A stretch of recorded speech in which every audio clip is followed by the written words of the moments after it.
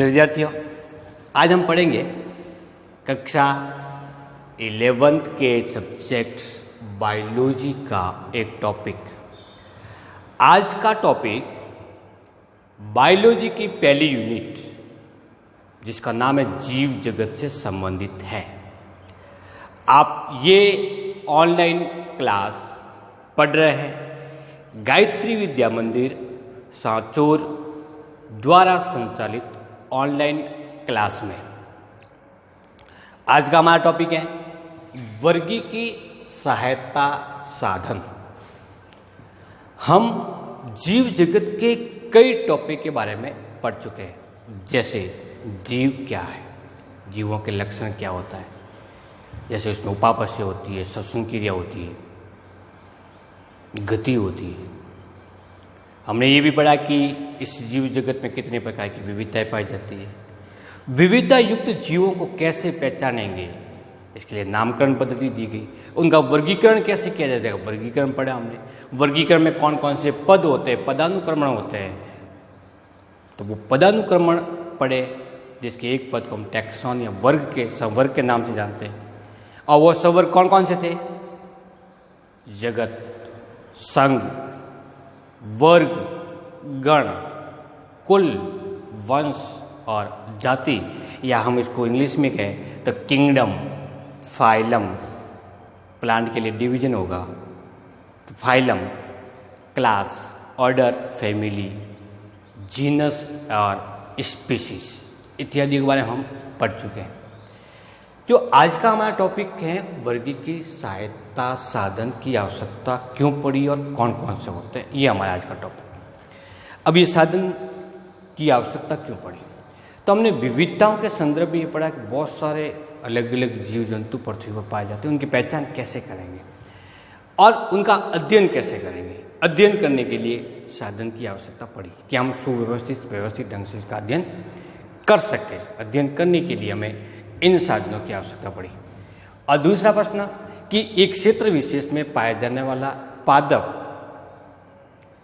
कैसा होता है, कैसा दिखता है, तो इसके लिए हमें उस क्षेत्र से ला करके अपने लैब तक लाना पड़ेगा, अपने विद्यालय तक लाना पड़ेगा, तब हम उसको आसानी से देख सकते हैं। तो वो एक सैंपल जो लाया हुआ है वो क्या हुआ, एक साधन हुआ। सिंपल सा प्रकार का एग्जाम्पल हम देता हूँ मैं आपको। हमें ये नहीं पता है कि डायनासोर कैसे हुए थे, कैसे थे, तो हम डायनासोर का मन में आते ही हमारे मन में क्या पिक्चर बन जाती है, बहुत बड़े प्राणी थे, बहुत बड़े, जिसके चलने से पृथ्वी पर भूकंप जैसी कंपन होता था और जल के अंदर कंपन होता था। ऐसे विशाल जीव है वो, उनको डायनासोर कहते थे। तो हम उनको डायनासोर कैसे थे, ये एक पिक्चर बन गई कि बहुत बड़े विशाल, तो कैसे थे, देखने के लिए क्या करेंगे, हम इनको फोटोग्राफ देखेंगे। तो ये फोटोग्राफ क्या हुआ, एक साधन हुआ पहचान करने का कि ये चीज़ ऐसी थी।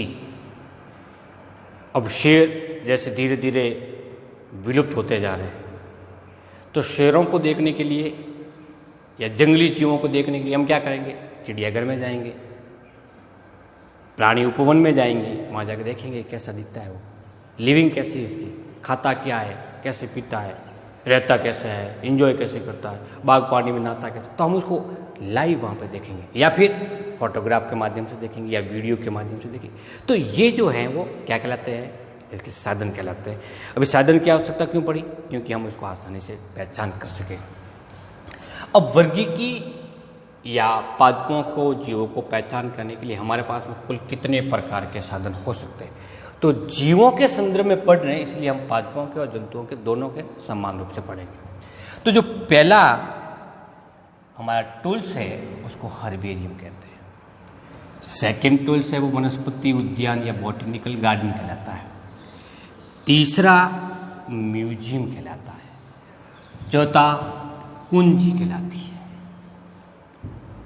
तो कुल कितने हो गए, चौथा कुंजी और एक होगा प्राणी उपवन या चिड़ियाघर, तो कुल कितने हो गए, 5 प्रकार के टूल्स हमारे पास में है, जिनकी सहायता से हम जीवों के बारे में देख सकते हैं। पहला हर्बेरियम मूल रूप से पादप नमूने के लिए प्रयुक्त किया जाता है। कई पादप ऐसे होते हैं जो बरसात के समय उगते हैं, उसके बाद में नष्ट हो जाते हैं।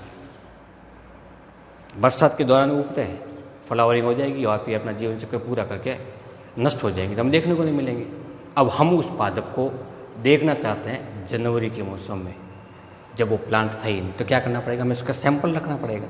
तो सैंपल रखने के लिए ही ये हर्बेरियम बनाया जाता है। ये हर्बेरियम होता कैसा है, तो एक हर्बेरियम शीट होती है, ये कागज़ की शीट है जिसके एक निश्चित पैमाना होता है, एक कागज़ की शीट। ये किस प्रकार से है, जैसे आपने छोटी क्लास में आपने विज्ञान के शिक्षक महोदय ने आपको कहा होगा कि आप पर्ण का पत्तियों, विभिन्न प्रकार की पत्तियों का संग्रहण करो, तो आपने संग्रहण की होगी, अलग अलग पत्तियाँ ली होगी और कॉपी के पेज पर चिपकाया होगा, चाहे उसको टैप से चिपकाओ या फेविकॉल से चिपकाया था। तो ये एक छोटा सा प्रारूप है, वो हर्बेरियम का ही है, लेकिन वो थोड़ा सा ये व्यवस्थित होता था। उसमें हमने ये नाम नहीं लिखा था कि किसकी थी, तो हमने यही लिखा था कि नीम की पत्ती है, नींबू की पत्ती है, इसके अलावा हमने उसको कुछ लिखा था। तो वो जो एक प्रक्रिया चलाई थी वो एक हर्बेरियम का एक छोटा सा प्रारूप था। तो इसमें क्या होती है, एक बड़ी सी कागज़ की मोटी शीट होती है। इस शीट के कोने पर एक लेबल लगाते हैं।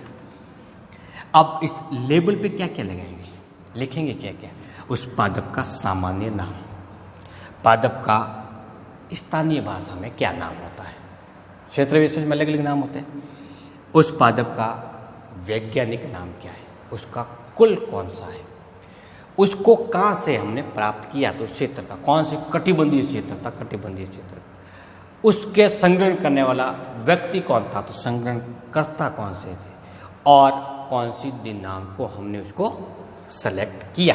तो क्या क्या लिखेंगे हम, इसका सामान्य नाम लिखेंगे, दूसरा क्या नाम लिखेंगे, उसका स्थानीय भाषा में क्या नाम है, वर्निकुलर नाम कहते हैं उसको, स्थानीय नाम क्या हुआ इसका, दूसरा तीसरा वैज्ञानिक नाम लिखेंगे उसका, फिर वो कौन पादप कौन से कुल से संबंधित है वो कुल लिखेंगे, पहचान करने के बाद में कुल लिखेंगे, कुल लिखने के बाद में लिखेंगे संग्रहणकर्ता कौन है, संग्रहणकर्ता का नाम, कौन सी दिनांक को सेलेक्ट किया गया और उसका आवास क्या है, किस जगह से उसको कलेक्ट किया गया है। तो इतने सारे लक्षण हम इस हर्बेरियम शीट के एक कोने पे लिखेंगे। लेबल लगा दिया। अब हमारे पास में क्या है, एक पादप का नमूना। उस पादप के नमूने को अखबार के बीच में रखा जाता है। जैसे आपने आज हमने पादप नमूना लिया तो बोल को तरोताज़ा है, तो तरोताज़ा के अंदर इसमें जल की मात्रा सबसे ज़्यादा है, तो हम उसको सुखाएंगे। सुखाने के लिए क्या करेंगे, कागज़ के मध्य, अखबार के मध्य उसको रख करके इसके ऊपर वेट रख देते हैं। भार रखने से वो चपटा हो जाएगा, एकदम सही व्यवस्थित हो जाएगा। फिर 2 से 4 दिन के बाद में उस कागज़ की तह को हटा करके हम दूसरे कागज़ रखेंगे, क्योंकि उसमें से निकलने वाली जल जो जल वाष्प के रूप में है वो अखबार के द्वारा अवशोषित कर ली जाती है। फलस्वरूप उस क्षेत्र में नमी बन जाती है और नमी बनने के बाद में उसके ऊपर कवक लगने की संभावना होती है, यानी वो नष्ट भी हो सकता है। तो हम दूसरे अखबार में लेंगे, तीसरे अखबार में लेंगे, ऐसा 10 से 15 दिन तक रखने प्रोसेस को लागू करने पर वो पादप पूर्ण रूप से सूख जाता है। हमने रखा था अखबार के मध्य, और रखा कहाँ था, रूम के अंदर रखा था, साया में रखा था। इसके कारण पादप सूख भले गया हो, लेकिन उसका रंग ऐसा कैसा बना रहता है, तो हरे रंग का ही रहेगा। उस सूखे हुए भाग को इस शीट पर फेविकोल की सहायता से चिपका देते हैं। जैसे फॉर एग्जाम्पल इस प्रकार, ये इसकी पत्तियाँ हैं, 2 पत्तियाँ आसपास में, तो एक पत्ती को उल्टा करके रखेंगे और दूसरे को सीधा, ताकि इसकी ऊपरी सतह भी दिखाई दे हमें और इसकी निचली सतह भी दिखाई दे। ये एक प्लांट लगा दिया। इस सूखे हुए पादप को लगाने के बाद में इसमें मर्क्यूरियस क्लोराइड, कौन सा, मर्क्यूरियस HgCl2, मर्क्यूरियस क्लोराइड एक रसायन है, इसका एक निश्चित मात्रा में विलीन बनाकर इसके ऊपर स्प्रे कर देता है, ताकि कवक का कोई संक्रमण इसके ऊपर नहीं होता। ये एक शीट बनी, इस शीट को नाम देते हैं हर्बेरियम शीट। ऐसे बहुत सारी पादपों की शीट जिसको हर्बेरियम शीट बने, उसको हम एक जगह इकट्ठा करके रख देता है, उस क्षेत्र को नाम देंगे, उस रूम को नाम दे देगा हर्बेरियम। अब हमें पहचान करने की आवश्यकता पड़ेगी, साहब गेहूं का पादप कैसा होता है और अपने आसपास के क्षेत्र में गेहूं के पौधे नहीं हैं, तो हम क्या करेंगे? हमें पहचान करनी, देखना गेहूं का पौधा होता कैसा है। तो हम हर्बेरियम सीड निकालेंगे। किसकी निकालेंगे? गेहूं की निकालेंगे। और गेहूं की निकाल के बाद में बता देते हैं, सबको दिखा देते हैं, देख लेते हैं हम उसको कि इसके अंदर पौधा बना हुआ वो कैसा है, उसकी जड़ें कैसी है, पण दोनों तरफ रखी हुई है। एक की सतह ऊपर की ओर है, एक सतह निचली सतह ऊपर की ओर है। निचली सतह पण की कैसी है और ऊपरी सतह कैसी है। इसके ऊपर फल भी लगे रहते हैं, तो फल कैसे होते हैं, बालियाँ कैसे होती है, तो हम उसको पहचान सकते हैं। तो ये पादप को पहचान करने का एक प्रक्रिया हुई, इसको नाम क्या देंगे? हर्बेरियम। कब इसकी आवश्यकता पड़ती है हमारे लिए, कब सहायता युक्त होंगे, कब हेल्पफुल होंगे? तो कब होंगे? जब हम ऐसे पादप का अवलोकन करना चाहते हैं जो हमारे क्षेत्र में नहीं पाया जाता या उस समय नहीं पाया जाता। उस स्थिति में हर्बेरियम सीड का उपयोग किया जाता है। वर्गी की सहायता साधन या टैक्सोनॉमिकल टूल्स सेकेंड है, वो कहलाता है वनस्पतिक उद्यान, या हम नाम देते हैं बॉटेनिकल गार्डन। राज्य सरकार और केंद्र सरकार के द्वारा एक क्षेत्र विशेष निर्धारित किया जाता है जिसमें पाए जाने वाले सभी पौधों को सुरक्षित कर देते हैं और उस क्षेत्र में कई प्रकार के पौधों को ला करके हम विकसित करते हैं, उसमें लगा देते हैं। जैसे कई फलारी पौधे लगा दिए, पुष्पों युक्त पादप लगा दिए, कई सारे पौधे लगा दिए हमने। तो जो पौधों का एक समूह बनेगा, एक क्षेत्र बनेगा, उस क्षेत्र को नाम देते हैं वनस्पति उद्यान। उसमें सबसे ज़्यादा क्या पाई जाएगी? वनस्पति पाई जाएगी। उसको क्यों सुरक्षित किया हमने? वनस्पति के लिए किया। अब उस क्षेत्र में जाकर के, उस उद्यान में जाकर के हम कई पौधों के बारे में जानकारी प्राप्त कर सकते हैं। जैसे एक उद्यान के अंदर गए, वहाँ पर एक नीम का पौधा लगा हुआ है। किसका लगा हुआ है? नीम का पौधा। पादप है इसका, बहुत बड़ा नीम का पौधा लगा हुआ है, बहुत सारे लगे हुए हैं। अब इस नीम के पौधे के पास में एक तख्ती लगी होती है। उस तख्ती पे क्या लिखेंगे? इसका सामान्य नाम। तो सामान्य नाम क्या हुआ इसका? जैसे नीम का एग्जाम्पल नहीं लेकर के अपने वर्गीकरण पढ़ा था, वर्गीकरण में किसका पढ़ा था? आम का पढ़ा था। तो आम के संदर्भ बात करें, आम का पौधा है। इसमें तख्ती पे क्या लिखा हुआ है? सामान्य नाम। इस तख्ती पे क्या लिखा हुआ है? इसका वैज्ञानिक नाम। दूसरा क्या लिखा हुआ है? इसका कुल लिखा हुआ है। तो क्या क्या आम के संदर्भ में क्या क्या लिखा हुआ होगा? हम पिछली कक्षा में पढ़ चुके हैं इसका वर्गीकरण। तो इसका सामान्य नाम मेंजिफेरा इंडिका, इसका सामान्य नाम आम, वैज्ञानिक नाम इसका मेंजिफेरा इंडिका, और कुल कौन सा पढ़ा था हमने? एनाकार्डियेसी। ये तीन चीज़ें इसके ऊपर लिखी हुई थी। हम वनस्पति उद्यान में जाकर के आम को आसानी से उसकी प्राकृतिक आवास में वो कैसा दिखता है, कैसा होता है, हम आराम से देख सकते हैं। और हम ये भी जानकारी प्राप्त कर सकते हैं कि ये इसका नाम आम है और इसका वैज्ञानिक नाम मेंजिफेरा इंडिका, और ये कुल एनाकार्डियेसी से संबंधित है। तो इस प्रकार के बहुत सारे पौधों के बारे में हम आसानी से वनस्पतिक उद्यान में जाकर के जानकारी प्राप्त कर सकते हैं।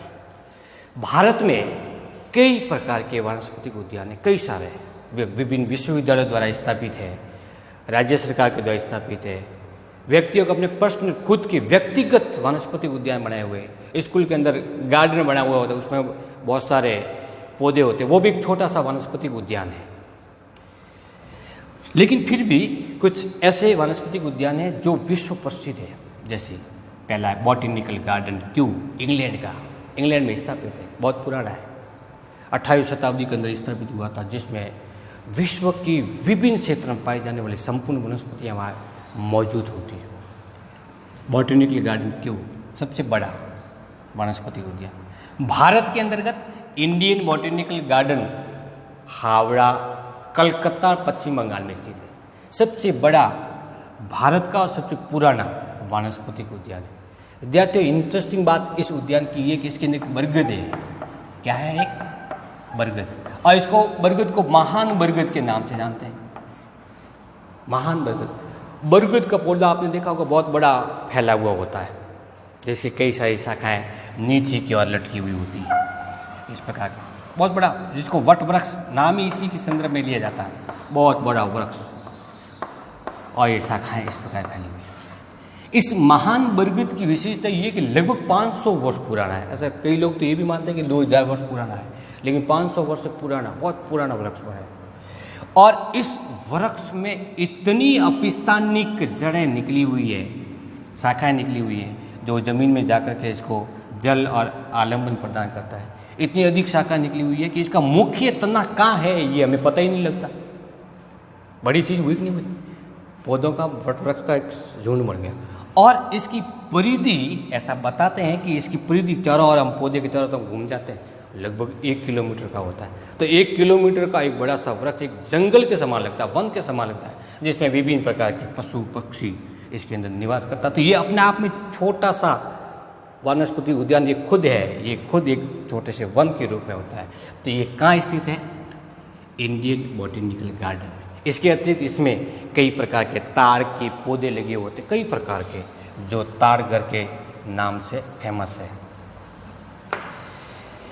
तीसरा जिसका सामान्य रूप से जिक्र होता है वो है national botanical research institute Lucknow में, और यहीं से ICBL संचालित होती है।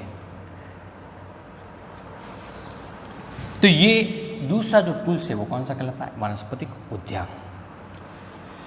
वानस्पतिक उद्यान के समान ही प्राणियों का अध्ययन करने के लिए प्राणी उपवन का उपयोग होता है, चिड़ियाघर जिसको सामान्य रूप से कहते हैं। नाम चिड़ियाघर है, लेकिन उसमें क्या क्या पाए जाते हैं, क्या क्या रहते हैं? सभी प्रकार के जीव जंतु रहते हैं इसमें। शेर रहता है, भालू है, विभिन्न प्रकार के पक्षी है, रहते हैं कि नहीं रहते?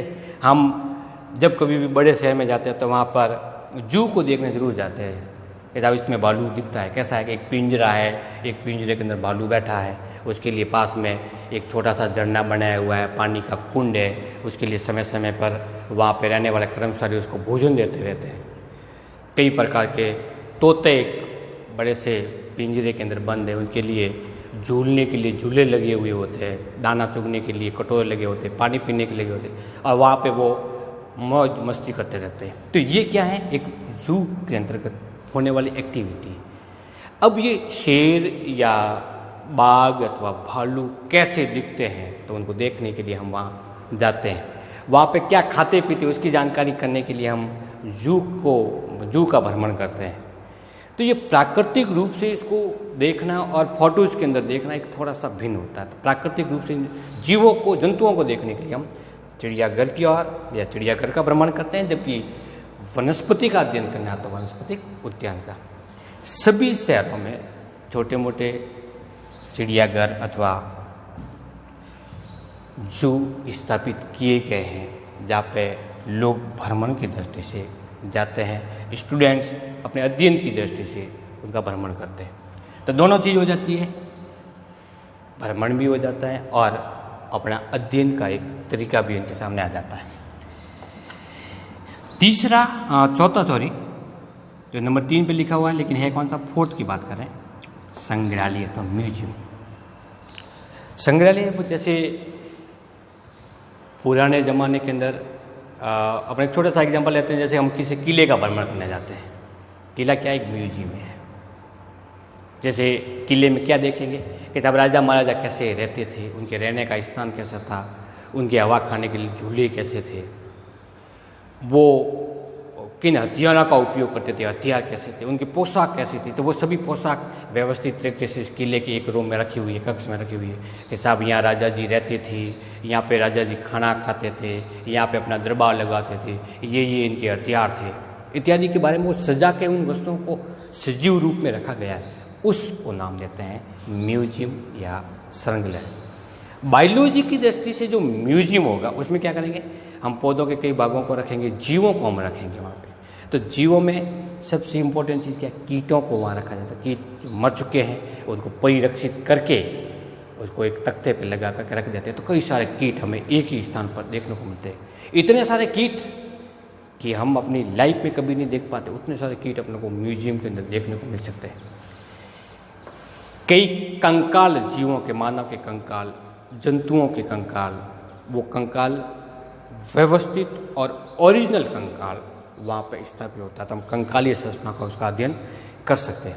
इसके अतिरिक्त स्तनधारी जैसे बड़े जीव को भी संरक्षित रखते हैं, उसके आंतरिक संरचना को निकाल करके उसके स्थान पर परिरक्षक पदार्थ भर देते हैं और भरने के बाद में उसको उसी अवस्था में लगा देते हैं। जैसे बंदर का कोई स्पीशीज है, बंदर का कोई स्पॉट है, तो बंदर को छोटे बंदर है उसमें से कंकाली संरचना को बाहर निकाल दिया और उसमें से आते वाते बाहर निकालने के बाद में उसके स्थान पे क्या भर दिया, परिरक्षक पदार्थ। तो उसमें है क्या, केवल उसकी त्वचा। तो उसको रख भरने के बाद में एजिटिव अवस्था में उसको रख देते हैं। तो ऐसा दूर से लगता है कि वास्तविक रूप से बंदर है, लेकिन वो बंदर मृत है। ये चौथा जो हमारा आज साधन है वो क्या कहलाता है, संग्रहालय।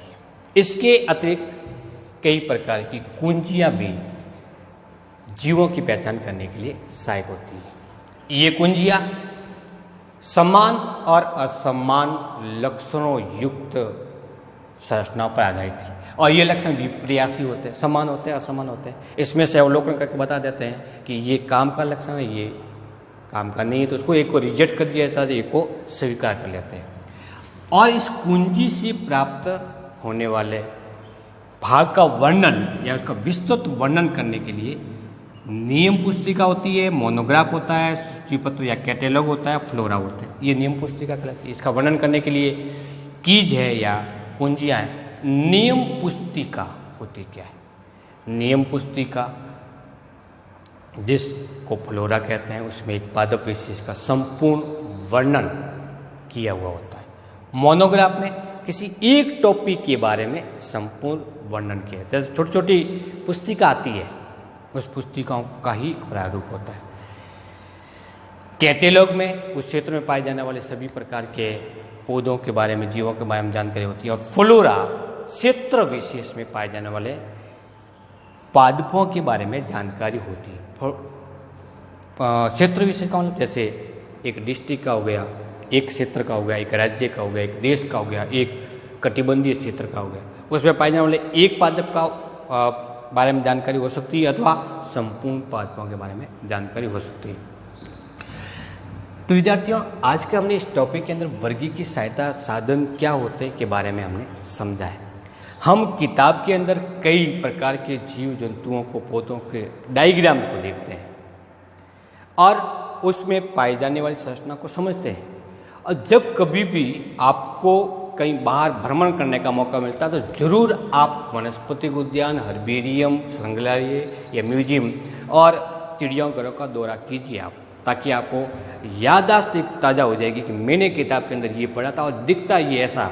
तो वो पिक्चर आपके माइंड में परमानेंट रूप से जम जाती है, आप जिंदगी भर इस चीज़ को नहीं भूल सकते।